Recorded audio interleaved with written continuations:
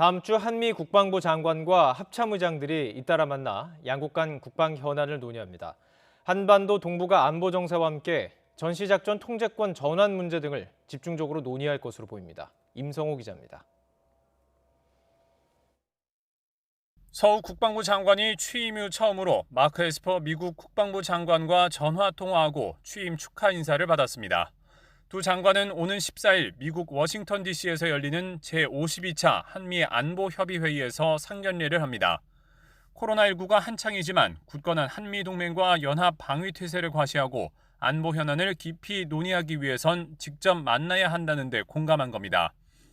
서 장관은 코로나19 방역을 고려해서 대표단을 최소화하고 민항기 대신 공군의 공중급유기로 미국을 방문할 방침입니다.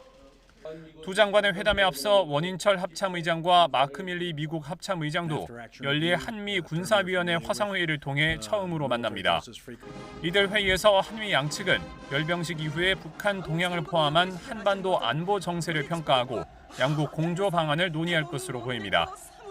특히 전시작전 통제권 전환 문제가 주요 의제가 될 전망입니다. 앞서 한미는 지난 2015년 세 가지 조건의 기초에 전자권을 전환하기로 공식 합의했고 이후 들어선 문재인 정부는 임기 내 전환을 공약으로 내걸었습니다.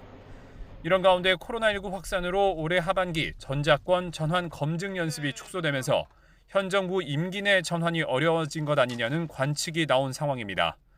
그런 만큼 한미 양측은 이번 군 수뇌부 회담에서 전자권 전환 검증을 조기에 끝내는 방안을 집중적으로 논의할 것으로 보입니다.